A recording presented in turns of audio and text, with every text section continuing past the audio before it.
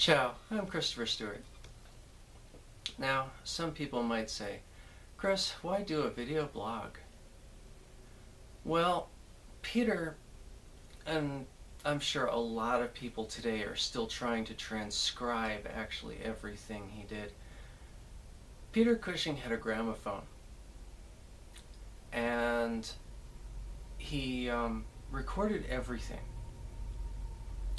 He had all these wax blanks and whatnot, and he would sit there and he would constantly talk with it. And it was his best friend, his worst nightmare, and everything. And he spent over half his life talking to his gramophone. And he would say that people are interesting, and people want to know about people that are interesting. Actors are interesting. People want to know about actors' lives. And he never trusted any biographer, autobiographer. They always seemed to write things about their opinions.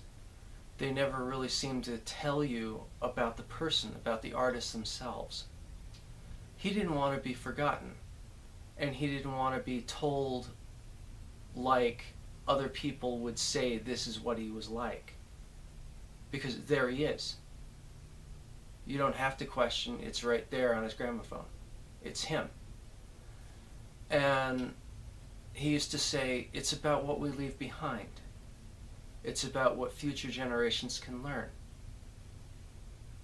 And so for some respect, this is my gramophone.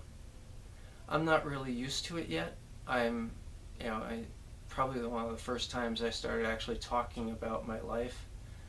And there's a lot in my life that I don't think I will ever actually tell anybody.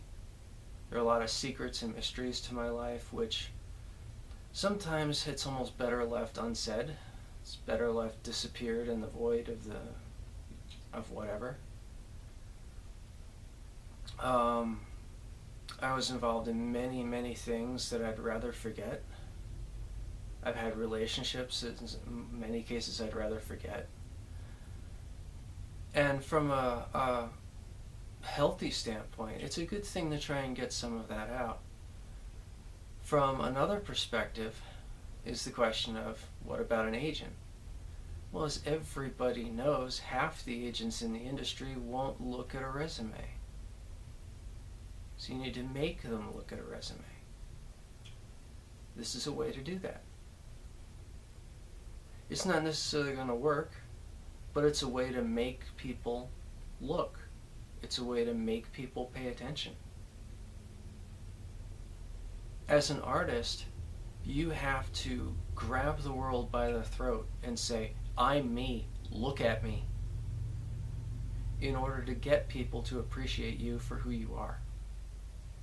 It's a very stupid thing, but it's the way our world is.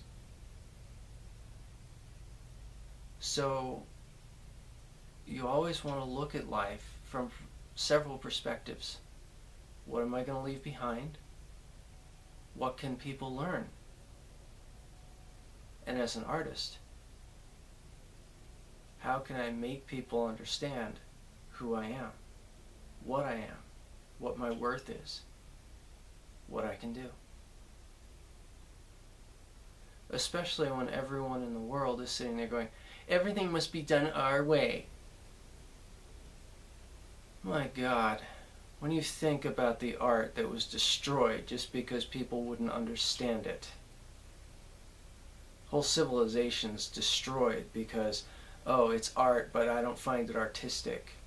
And future generations look at your art and go, I don't find your art artistic. What did you destroy? You know? Acting's a lot like that. You have to look at acting from an overall perspective. And when you do, you suddenly say, well, yeah, American theater, a lot of films in America are comedy, a lot of films in America are more shack acting style. Is that going to preserve itself? Are people going to like some of the films that we did that are even Oscar-winning productions 200 years down the road? You know, it's things to think about.